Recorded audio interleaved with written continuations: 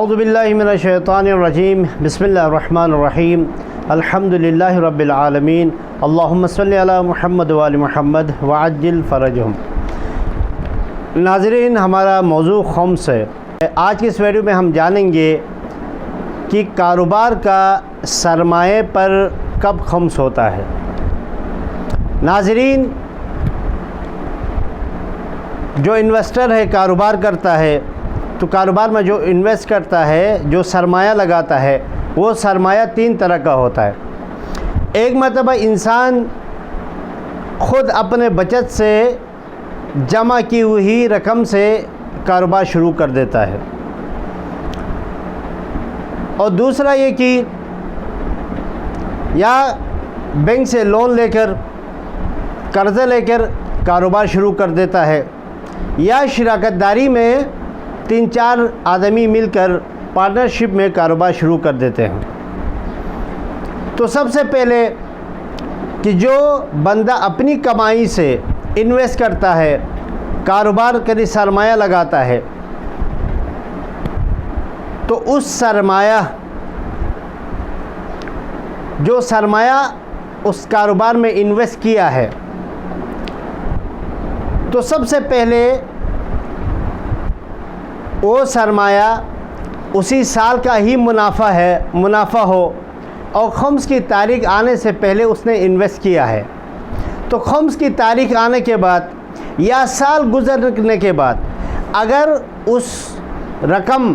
جو رقم انویسٹ کیا ہے وہ خمس ادا کی ہوئی رقم ہے، تو پھر اس صورت میں اس سرمایہ پر، اس انویسٹ پر خمس دوبارہ واجب نہیں ہوگا۔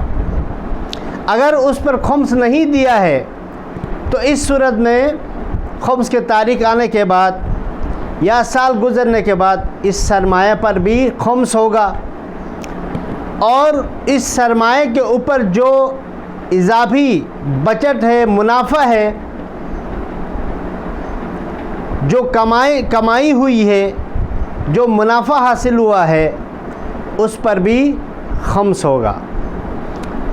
اگر اس سرمایہ پر خمس دیا گیا ہے تو صرف جو منافع ہوگا اس منافع پر خمس ہوگا۔ یہی صورتحال شراکت داری میں بھی ہے۔ تو اگر شراکت دار جو ہر شریک سرمایہ پر خمس دیا ہوا ہے تو پھر دوبارہ اس سرمایہ پر خمس واجب نہیں ہوگا، صرف اس منافع پر خمس ہوگا۔ اگر منافع ہوا ہے تو، منافع نہیں ہوا تو پھر کوئی خمس نہیں ہوگا۔ لیکن اگر ہر انویسٹر اپنی اس کمائی جو انویسٹ کیا ہے، جو سرمایہ لگایا ہے، اس پر خمس نہیں دیا ہے، تو پھر ہر انویسٹر کی ذمہ داری ہے کہ وہ اپنے سرمایہ کا خمس دے، اور جو کچھ منافع حاصل ہوا ہے اس پر بھی خمس ادا کرے۔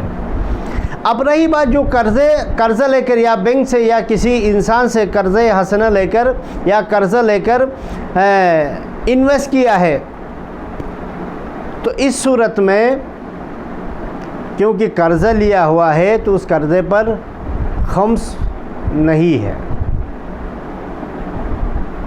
اب اس کی پوری تفصیل انشاءاللہ قرضے پر خمس کے وجوب والی ویڈیو میں پھر پوری تفصیل کے ساتھ ہم بیان کریں گے۔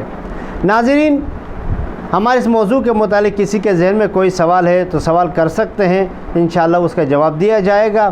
ہماری ویڈیو کو لائک کریں، ہمارے چینل کو سبسکرائب کریں۔ والسلام علیکم ورحمۃ اللہ وبرکاتہ۔